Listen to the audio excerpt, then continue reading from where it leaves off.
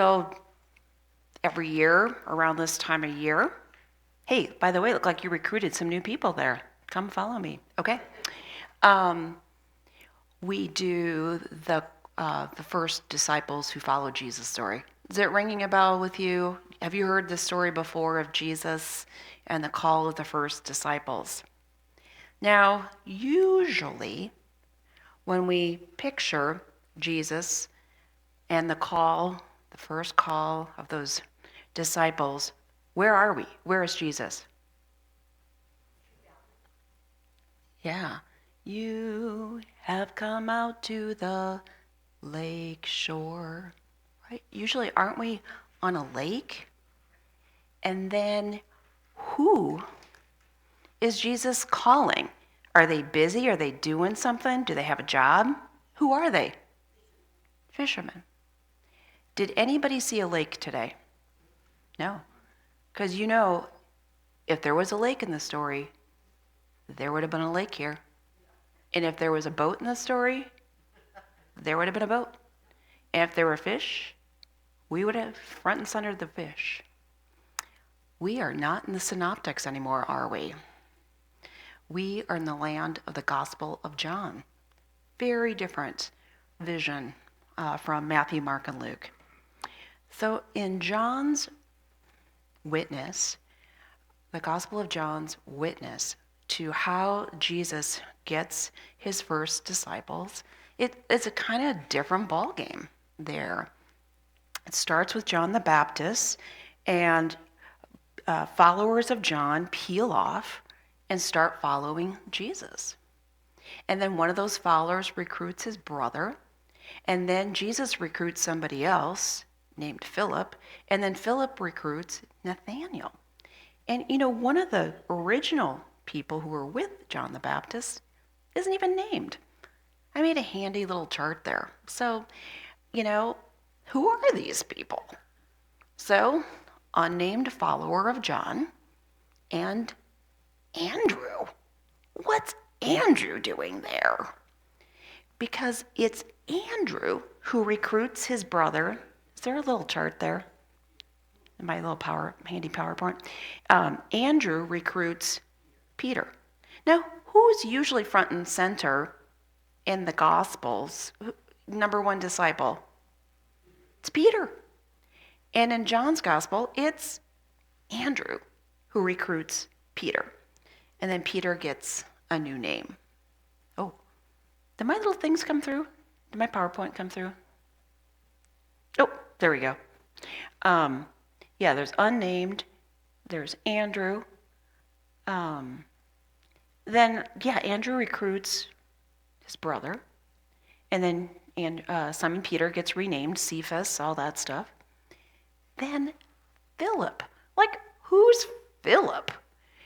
He's on the list of disciples, but the Synoptic Gospels don't care about Philip. There's no Philip story. But in this call story, he's kind of an anchor person. He's right there, number 4.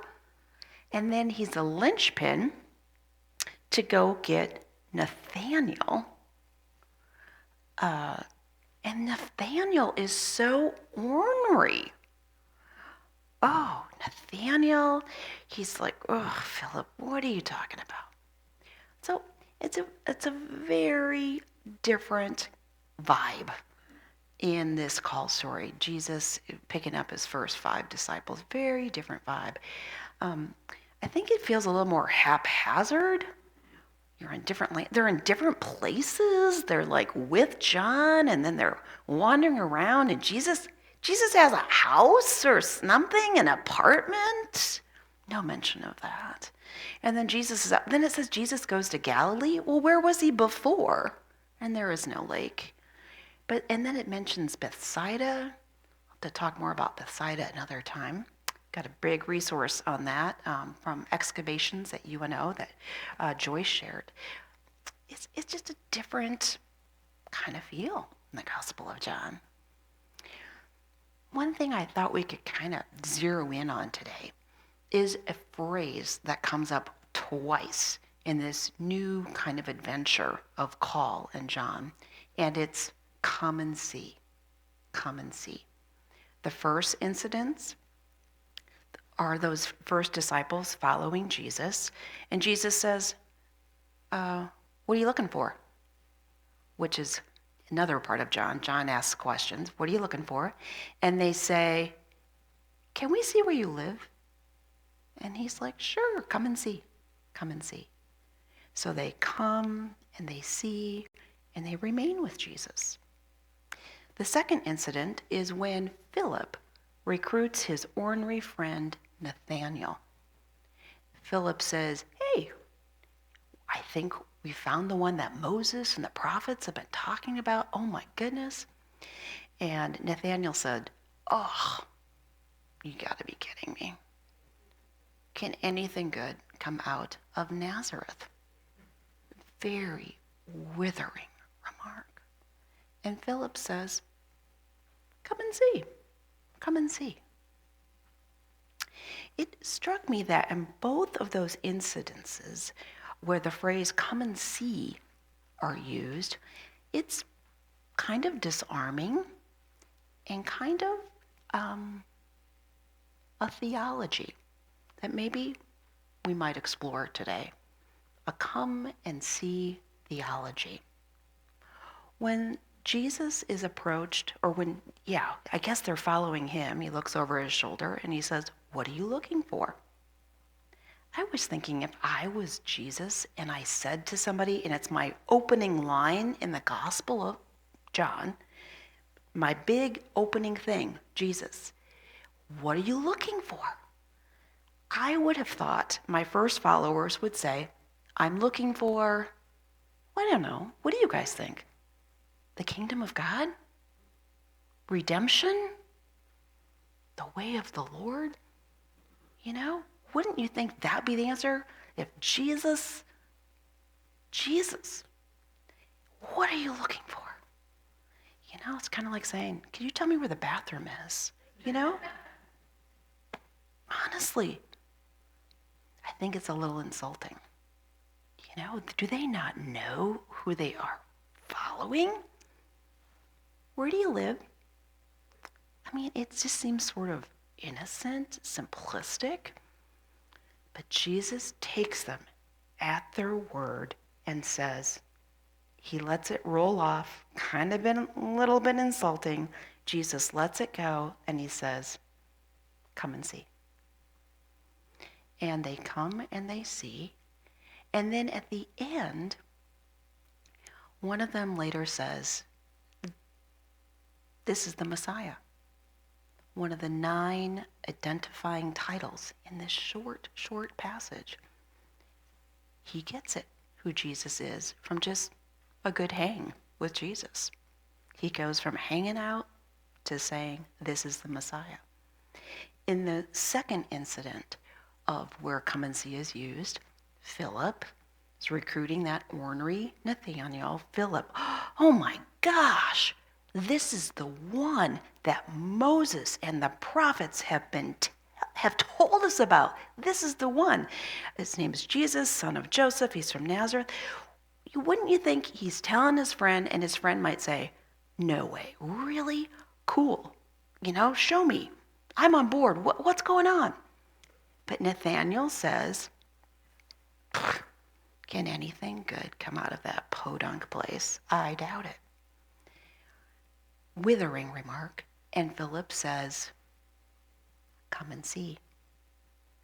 And Nathanael does. And then at the end, when Nathanael meets Jesus, Nathanael shares 3 identifying names for Jesus. Rabbi, Son of God, King of Israel. These people come and see, and they are changed. They progress. Do I have a little chart there? One of my famous little charts of names. You see all sorts of names for Jesus. But Andrew and Nathanael, after these big come and see incidences, they get it. They progress. So, when I was preparing for today, I always like to have a little teaser picture in the newsletters to get you thinking about, well, what is the text? What is the theme? And this week I was going through my big bucket of pictures. Some of them you send me, we're big on pictures here. So I was going through my big bucket and I was like, what picture here kind of has the vibe of come and see? So I was looking, not that, not that. We're not at the lake shore. Footprints don't work this year. And then I saw this picture. Look at that girl. Can you tell? It's a little small. She's going like this. Come on, guys. Come on. Do you see her? Come and see. Come and see. She seems to be saying. So I thought, I'll use that one. That's kind of cool. Well, then later in the week, I did a little more research on this sculpture. So first, we got to zoom out a little bit for history. It is May, spring 1963, Birmingham, Alabama.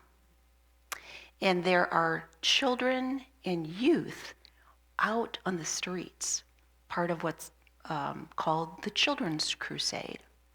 And they were nonviolently protesting legalized separation, segregation between black and white people. Isn't that unbelievable?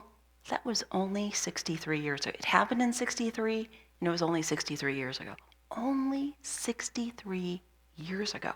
In our country, there was legalized segregation. So, separate but equal. Oh, there's a drinking fountain for you. And of course, it was crummy, etc.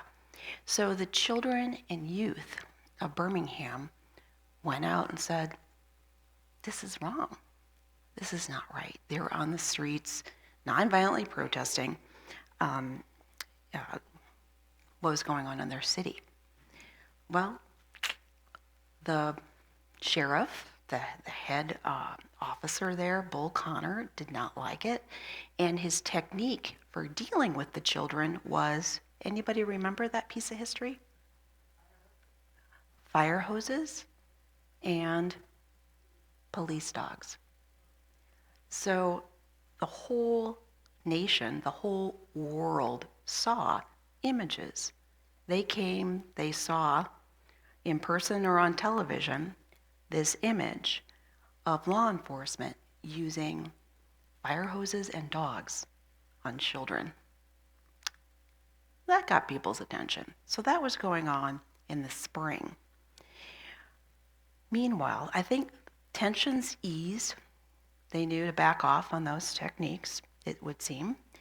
But underground, extremists weren't willing to give it up.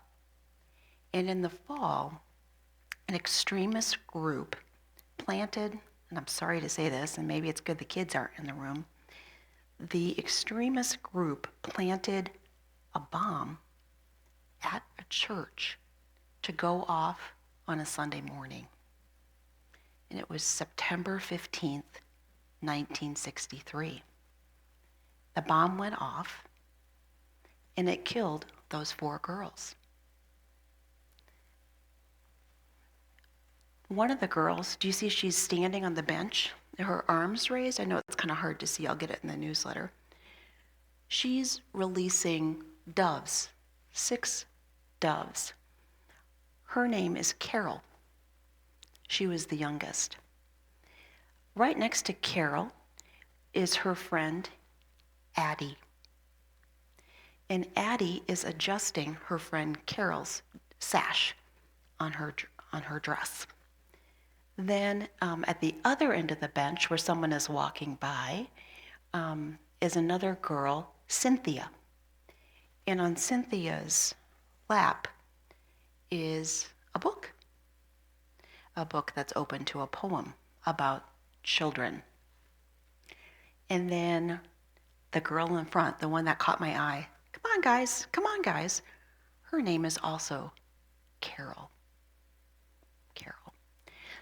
So this incident in the spring and then later in the fall changed public opinion about what was going on in the country. People came and saw, and when they came and saw, they were changed. And they said, this is wrong. They were horrified and said, this is wrong.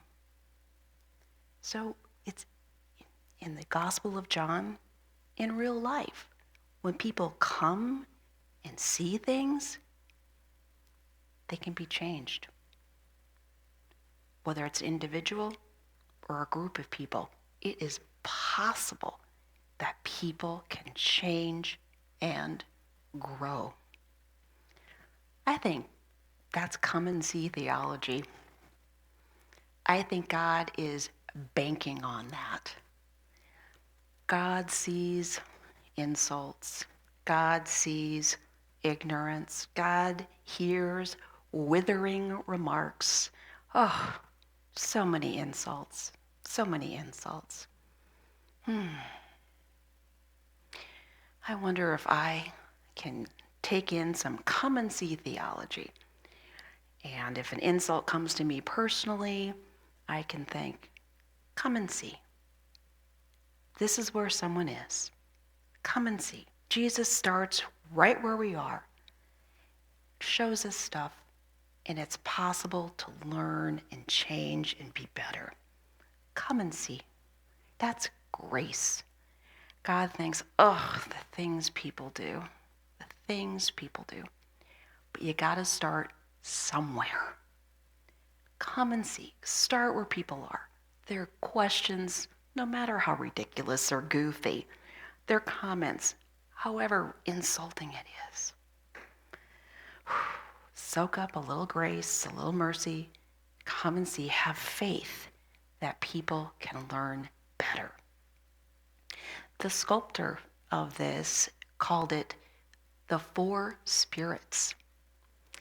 And she was depicting Carol, number 2, that's saying like this, come on, come on, come on. You know what Carol was telling them? She was telling her friends, come on, let's go listen to the sermon at church today. And the name of the sermon on September 15th, 1963, the title of the sermon was A Love That Forgives. A love that forgives. Come on, come and see. Come and see a love that forgives. Man, some days I am not there. But Jesus meets me where I am, says, come and see. Jesus has faith in me that I can learn more. And for those perhaps who were injured, 22 people, it wasn't just the 4 girls who died, 22 people in the church were injured. And for those who got through it, maybe this statue is a way of saying when we are insulted, when we experience these things, do not retaliate. There is a love that forgives. Come and see. Come and see. You won't believe it. There is a love that forgives. And for those who are ignorant, still don't know stuff, still learning, all of us, come and see. You got more to learn. That there is a love that forgives. Whew. Oh, boy, do I need progress there. Listen for God's call, follow Jesus, and learn more about a love that forgives. Happy Martin Luther King weekend.